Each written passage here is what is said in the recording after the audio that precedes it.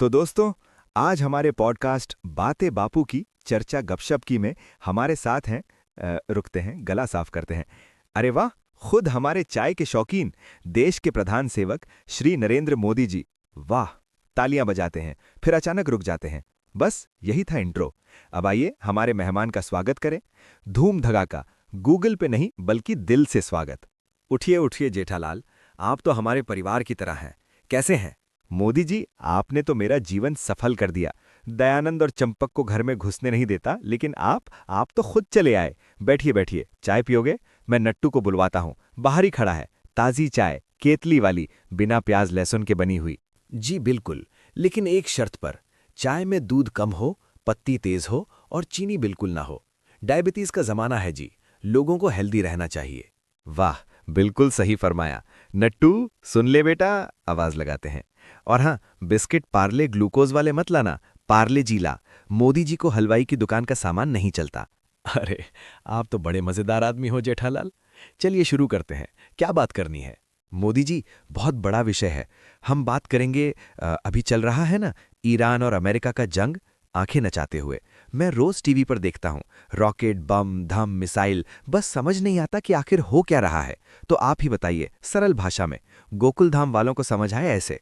देखिए जेठालाल, ये जो ईरान और अमेरिका के बीच तनाव है, ये कोई नई बात नहीं है। ये एक पुराना ड्रामा है जो सालों से चल रहा है। समझिए जैसे आपकी सोसाइटी में टोकरी जमनादास और नट्टू बग्गा के बीच झगड़ा होता है ना, ठीक वैसे ही है।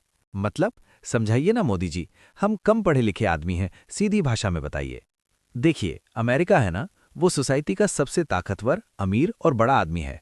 उसका पूरी दुनिया में दबदबा है। जैसे गोकुलधाम में किसी का नाम सुनाते होंगे, चंपक चाचा का।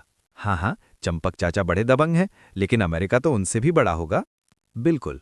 और ईरान है वो सोसाइटी का वो आदमी जो अपनी इज्जत और अपने धर्म पर अड़ा हुआ है।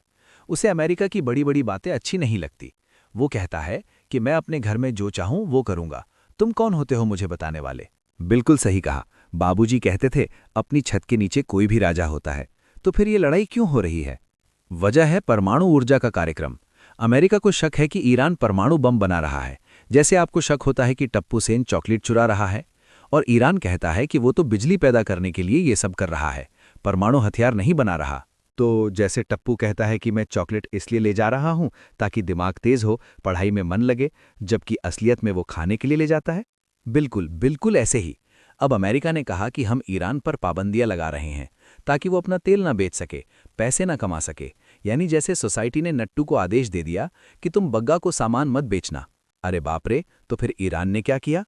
ईरान ने भी जवाब में कहा, अगर हम तेल नहीं बेच सकते तो होर्मुज जल डमरू मध्य को बंद कर देंगे, जहां से दुनिया का बहुत सारा तेल गुजरता है। यानी जैसे नट्टू ने कहा कि अगर मुझे बग्गा को सामान बेचने से रोका गया तो मैं सोसाइटी का मेन गेट ही बंद कर दूंगा। हाय राम, ये तो बहुत बड़ी बात हो गई। तो फिर ये ड्रोन मार गिराने वाला मामला क्या है? वो हुआ ना, अमेरिका ने एक बहुत महंगा और खतरनाक ड्रोन यानी बिन पायलट वाला हवाई जहाज ईरान के आसमान में भेजा। अब ईरान ने कहा कि तुमने मेरी हद में घुसपैठ की है और उसे मार गिराया।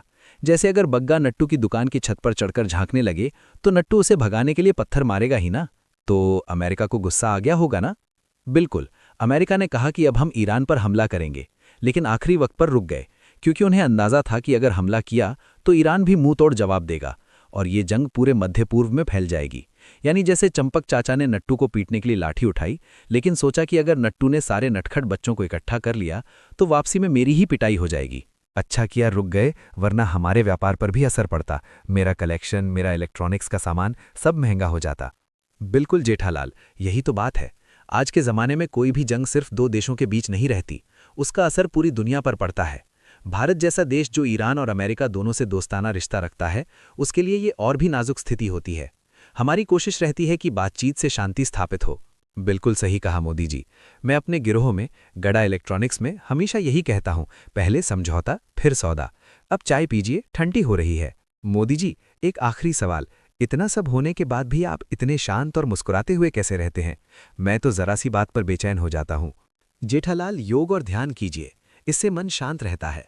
और दूसरी बात, हमारा देश इतना विशाल और विविधताओं से भरा है, उसे चलाने में जो अनुभव मिला है उससे दुनिया की हर समस्या छोटी लगने लगती है। हमारी संस्कृति हमें सिखाती है वसुधैव कुटुंबकम, पूरी दुनिया एक परिवार है। परिवार में झगड़े होते हैं, लेकिन हमें उन्हें सुलझाना होता है, बढ़ाना नहीं। वाह मोदी जी वाह, आपने तो आज ज्ञान की गंगा बहा दी। कैमरे की तरफ देखते हुए तो दोस्तों, आज हमने जाना कि ईरान अमेरिका जंग असल में क्या है। यह है हमारे पॉडकास्ट की आज की कड़ी। अगले एपिसोड में हम बात करेंगे चीन भारत सीमा विवाद और चंपक चाचा की बाउंड्री वॉल पर। तब तक के लिए जय हिंद, वंदे मातरम, और मोदी जी को बहुत बहुत धन्यवाद। नट्टू, अरे नट्टू, चाय के गिलास ले जा। और हाँ, बग्गा को बोल कल से उसकी दुकान से सामान लेना बंद। अमेरिका ने कहा है ना पाबंदी लगाने को। अरे मैं भी क्या मजाक कर रहा हूँ। Please like, comment and share करें।